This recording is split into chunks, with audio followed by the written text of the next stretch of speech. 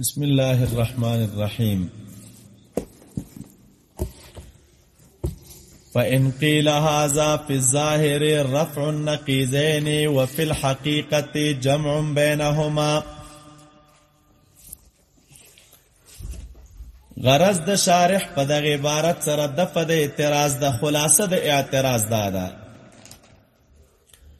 ویلکتا صفات الله تعالی ته ثابت کړو وای چې دا صفات الله تعالی الله هو الله نه عین دي د الله تعالی د ذات سره او نه غیر دي د الله تعالی د ذات نه معترض وای چې په دغه عبارت کې خو ظاهر کې ارتفاع د نقیضین ده نه عین دی او نو خو یا به عین یو یا به نو چې عین شو نه غیر شو نو دا اجتماع د نقیضین ده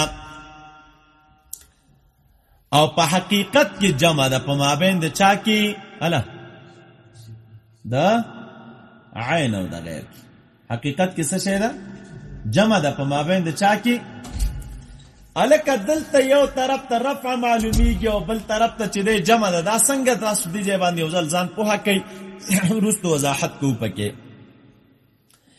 دا شاعر او رایه دا په صفاتو د باری تعالی کې چې صفات الله تعالی نه عین دي د باری تعالی د ذات سره او نه غیر دي نو دی وی دا عین او غیر چې راغله نو دا په ظاهر کې رفع د نقیضینو ده رفع د نقیضینو څنګه ده ځکه صفاتو تکته عین نه وایي نو د صفاتو نه عینیت رفع نو چې عینیت نه هو غیریت پینو او چې بیا راغلی غیر ورته نه وای نو د صفاتو نه غیریت لري کا صفاتو نه څه شی لري کا نو چې نه عین شو او نه نو ارتفاع د نقیضینو د کړل او ارتفاع د نقیضینو مستلزمه د اجتماع د نقیضینو لره ارتفاع د نقیضینو څه شی ده الک ارتفاع د نقیضینو مستلزم اجتماع د نقیضین لره څنګه ده وای ځکه نقیضینو کې دا قانون دی چې یو زینو بلبه یو زینو بلبه چې دا یو لاړه نو بل به راځي ورسره نو چې عینیت دې لري که نو څه شی به راشي او چې غیریت دې لري که نو عینیت به راشي نو عینیت او غیریت جمع شول که نه نو ته تم پام نه دی دا ارتفاع د نقیضینو په اصل کې څه شی ده اجتماع د نقیضینو ده څنګه ده د صفاتو ته عین نه وای نو چې نه عین دي نو عینیت لاړه نو څه شی راغی غیریت راغی ځکه داسې خو نشي کېدلی چې دواړه نه یو به خامخا او چې بیا راولګېدلې غیریت دې نه پکې چې غیر هم نه دي عینیت به یې که نه عین به نو په ظاهر کې تا تخکاریږي طالب ارتفاع د نقیضینو او چې حقیقت کې سوچو کې نو دا ارتفاع د نقیضینو نه ده بلکې څه شی ده اجتماع د نقیضینو ځکه د عینیت د رفع سره غیریت راځي او د غیریت د نفي سره څه شی راځي عینیت راځي نو ته څنګه وایي چې صفات د باری تعالی نه د باری تعالی د ذات سره عین دي او نه د باری تعالی د ذات نه غیر دي مسله باندې پوه شولې طالبا نو الجواب وفي الحقيقه جمع و په حقیقت کې جمع ده جمع ځکه د طالبا چې کومه معنا د عین او غیر مونږ کوو دغه نه دا معلومیږي چې دا نقیضه دي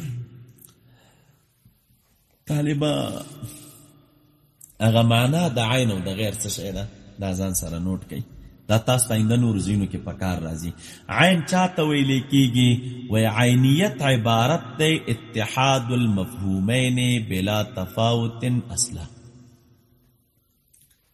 اتحاد المفهومین دو مفهوم دی او د دې دوانو مفهوم په درمیان کې سره اتحاد ده او بلا تفاوت اصلا بالکل د دې دو مفهومینو ترمن تفاوت نشته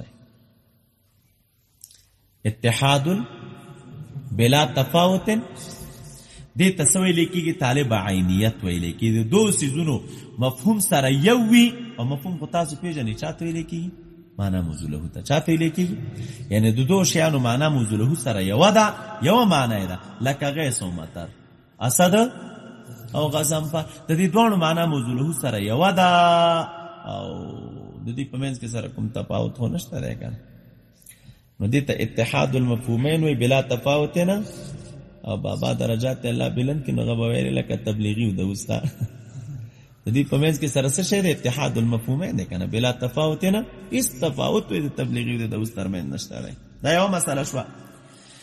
او غیریت چاته ویل کیږي طالبا؟ دا خو عینیت چا. اتحاد المفهومین بلا تفاوت نه غیریت چاته ویل کیږي؟ عدم اتحاد المفهومین بلا تفاوت اصلا. الکه د دوه مفهومینو په درمیان کې سره څه شي نه وي؟ عدم د اتحاد وي. عدم د چا وي؟ د اتحاد وي. نو دې ته چې د غیر ویل کیږي، نو د دې معال چاته وشه طالبا؟ نفي او اثبات تا. او د نفي او د اثبات په درمیان کې څه شي وي؟ تناقض وي. اتحاد المفهومین اثبات، عدم اتحاد المفهومین نفي، او د نفي او د اثبات ترمنځ څه شي وي؟ تناقض وي. څه شي وي طالبا؟ نو معلومیږي دا چې دلته عینیت او غیریت دا دوانه سره څه شي دي؟ نقیضین دي. او دا قانون دی چې نقیضینو کې واسطه نه وي. داسې یو شی نه وي په دنیا کې چې یو د نقیضینو نه خالي. لکه موږ تاسې وایي انسان او لا انسان، انسان انسان. نو دې کې خو داسې نه شي کېدلی چې یو شی د انسان وي نو د انسان وي. د نقیضینو په منځ کې واسطه نه وي. دې کې به خامخا یو وي، یا به یو وي یا به څه شی وي بل وي. په دې مسله خو تاسې پوه شولئ. نو که صفات الله تعالی عین وي نو غیر بنی، دا معنا شو د نقیضینو. او که غیر وي نو عین بنی. او داسې نشي کېدلی چې نه د صفات الله تعالی عین وي او نه د صفات الله تعالی څه شی وي؟ غیر وي. د ذات تبارک تعالی نه په اعتراض باندې تاسو پوه شولئ.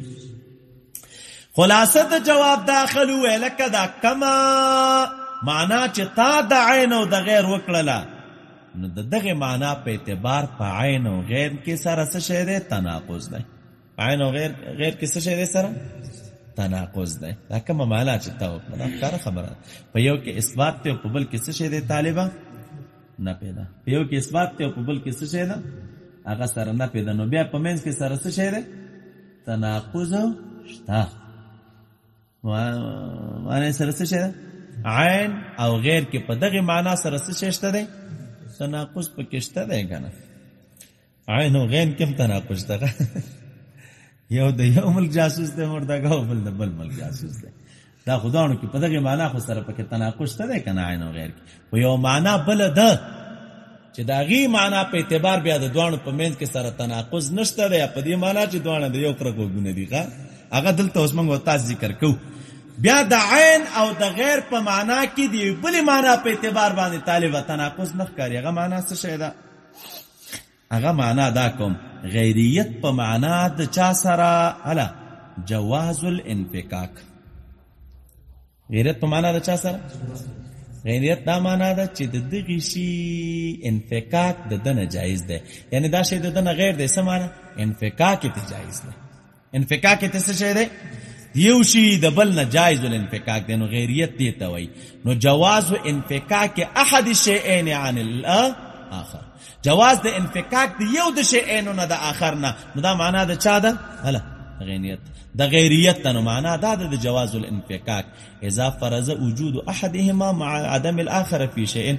چې تکله څه شي؟ هلا فرض کې څه شي؟ هلا وجود د یو سره د عدم د چانه د اخر نه په یو شي کې الکه یو شته او بل پکې نشته. نه دی کنه جایز الانفکاک تا کنه.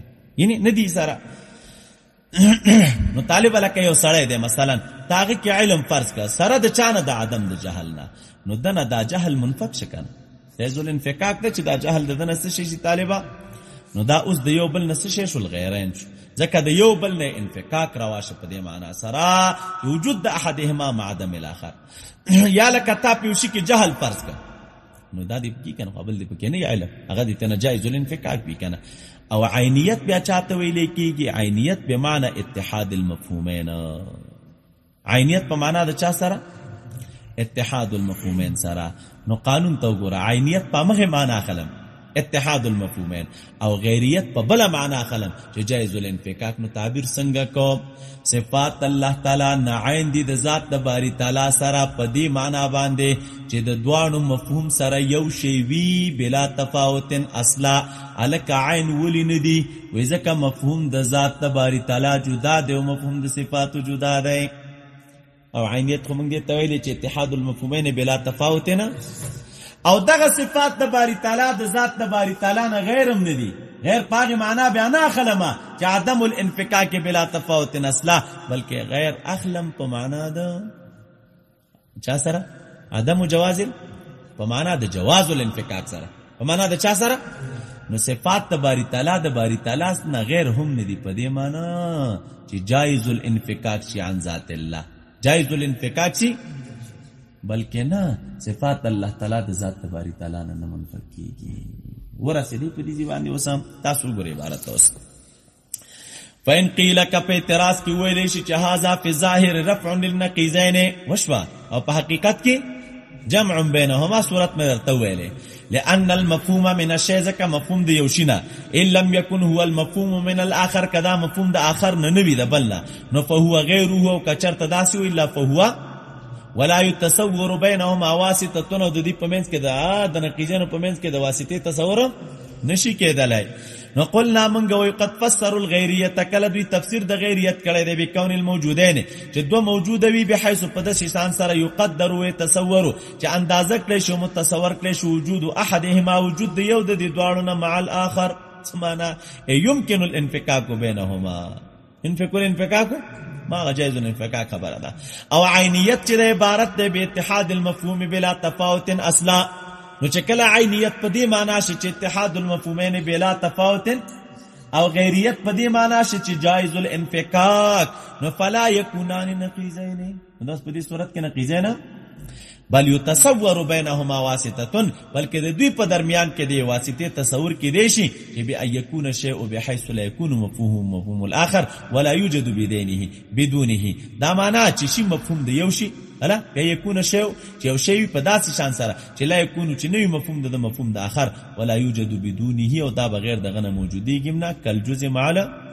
والصفه مع ذات وبعض الصفات الا مع البعض د بعض نور سره فإن ذات الله تعالی وصفاته ازلیه ذات الله تعالی او صفات څه شي دي نو عدم خو پازلی باندې نه راضی کنه والواحد من العشره يستحيل بقاؤه بدونها واحد را واخل د عشره د عشره ګوره وجود بغیر د واحد نه محل نه کنه ها عشره چې دین خدای ور سره د زکات دا کتل لري کنه عشره پاتې کی بخلاف صفات المحدثه بخلاف د چا څه بدون وبقاؤها بدون اذ هو منها ذکر دا یو د عشره نه دین فعدمها عدم د یو عدم د عشره ووجودها وجود د یو په عشره کې دا وجود د عشره ده په خلاف د صفات محدثه سره فإن قيام ذات بدون تلك الصفه المعينه متصور قيام د ذات بغیر دغه صفات معینه نه څه شي ده ولی متصور ده ځکه دا صفات مخکې نو ورسته په دکې را پیدا شو نجوست رب کې را پیدا شو خو ذات او صفات نو بقا د ذات بغیر د صفاتونو متصوره ده کنه ده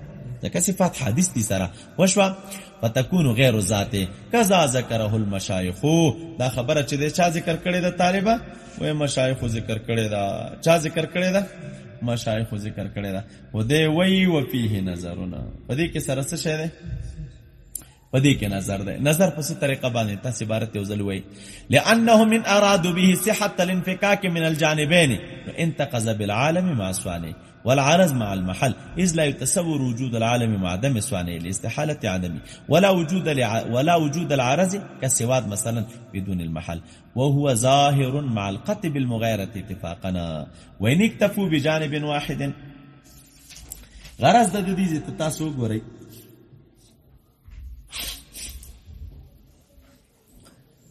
په خلاف د صفات محدثه او سره چې د صفات محدثه حادث دي چې د ذات د چانه الا دوی د انفکاک د چانه راضي د ذات ناراضي خود دا جواب وکړ ته مو له خدا جواب مورد د اعتراض ته شارح اعتراض را نقلی په فيه نظر سره به اور باندې رد کړي هغه داسې طالبہ وې کستا اراده په مغایرت سره جواز الانفکاک من الطرفین یعنی غیریت په مابین د هغه دوه شیانو کې چې انفکاک په روا د چانه وي د دوانو طرفونو یو طرف نه انفکاک راوي په کې او د بل طرف نه پکې راوي نو بیا قاعده دي چې د طالب ماتيږي په عالم باندې چې د عالم واخله ما ثاني عالم ما سي والله تو لیکيږي من الموجودات او ثاني د دوی خالق ته وي چې الله تعالی دی او دا عالم چې ثاني ته او پالي نو د عالم د ثاني سره مغایر دی څه شي دی طالب عالم ځان ته دی ثاني ځان ته دی او عالم څه شي دی نو صحیح شو نو اوس دغه عالم د عالم چې ثاني ته او پالي د عالم د ثاني سره مغایر دی او که مغایر سره نه دی دا خبره خو اتفاقی ده چې د دې په منځ کې تغایر دی، ځکه دا دواړه یو شی نه دي. خو دلته جواز الانفکاک من الجانبین نشته ده، ځکه انفکاک د ثاني د عالم نه روا دی. ځکه انفکاک معنا دا ده چې وجود د یو فرض کړي سره د عدم د چانه د بل نه. نو دا ټیک ده چې وجود الله تعالی فرض کړي سره د عدم د چانه، نو د دې طرف نه خو انفکاک څه شي ده، د دې بل طرف نه انفکاک نشي راتللی. ولې؟ ځکه وجود د ثاني د عالم بغیر د وجود د ثاني نه چې دی دا نشي متصور کېدلی. نو کتا مغایرت جواز الانفکاک من الطرفین اخلي، نو دا خبره خو دې څه شی دی صحیح نشو. وشوه بلې مسئلې ته وګوره. نو دا خو څه شی شو؟ دا روا ده چې مونږ وجود د ثاني فرض کو سره د عدم د چانه د عالم، یو وخت ثاني وو او عالم نو، بیا وروسته چې دی پیدا شو. دویمې نکتې ته وګورئ، او تا مغایرت په دې معنا باندې واخست، نو تعریف د مغایرت نه دی، مغایرت تعریف د مغایرت دلته وی درست نشو. او بل لقز ور باندې دا راځي والعرض مع المحل، لکه عرض مع المحل داخله، لکه بیاض دا چوپالی جسم تا، دا بیاض عرض دی او جسم څه شی دی تعریفه محل دی، او د عرض دی او محل کې څه شی وي مغایرت اتفاقی دی، او ستا تعریف ور باندې صادقیږي، ځکه د جواز الانفکاک من الجانبین ناروا دی. انفکاک د محل د عرض نه دا صحیح دی اگر کروا، او انفکاک د چا د عرض د محل نه راتلی شي، او ته مغایرت په دې معنا باندې خلک خپل د معنا نه صحیح. وان اکتفوا بجانب واحد، او که اکتفا په یو جانب باندې کې دا معنا چې لکه انفکاک په کې جایز وي خو د یو طرف نه، که اکتفا په چا باندې کې نو مغایرت راځي په مابین د جزء او کل کې. دا جزء او کل د دې مثال د چا د واسطې خودله، او جزء او کل تاسو مثال د واسطې خودله، دا بیا واسطه نشي، واسطه بنشي په مابین د چا کې د مغایرت دا تعریف په کې څه شي نشي صادق نشي. تاسو یو ځل ورته وګورئ، او فيه نظرن ګورئ. ان ارادو کچرت ارادو کی پدیدی سره صحت انفکاک من الجانبین، نو انتقض بالعالم مع صانع والمعرض مع محل، اذ لا يتصور وجود العالم مع عدمه، ولي لاستحالة عدمه ووجود لا بل توغرا، ولا وجود العرض لك سواد رواخل مثلا بدون المحل وهو ظاهر مع القتل بلا. وَإِنْ اكْتَفُوا کچری تفدیزی کی اکتفا کے پیو طرف باندې چاله که مغایرت بپکې د یو طرف نوی، لازمی کی مغایرت بین الجزء والکل، وکذا بین ذات و صفه للقطع بجواز وجود الجزء بدون الكل. ځکه قطعیت ده یلکه جزء بغیر د چانه موجودیږي، او بدی بغیر د شربت موجودیږي، کنه شربت نشته او بشتا ګوره د بغیر د شربت نه څه شي ده. خو لیکن دی بل طرف ته وګوره سشو لوجود الجزء بدون الكل وذات بدون صفه، او د خود دې بل طرف نه بیا کار نکېږي چې کل دی موجود چې بغیر د چانه، بیا شربت بغیر د بونه نه موجودي، شربت بغیر د چانه نه موجودي، د بورین نه موجوديږي. وما ذکر من استحاله بقاء الواحد بدون العشره ظاهر الفساد، ولی ځکه وجود د عشره وجود د واحد مرکب دی د وجودات او د احادونه د یو نه خو نه دی. دلته ډیر احاد راغونډي دا چې کوم وجه تا ویله داغه احادونه عشره جوړه، تنها د یو نه خو عشره نه ده جوړه. مازغم په دې باندې خلاص ولا نو پلا یقالو سره دغه اعتراض نشه شي کی جواب ذکر کوي او اعتراض را نقلی او لو اندل ان نقول سره جواب کو د پاس اعتراض جواب به هم ان شاء الله.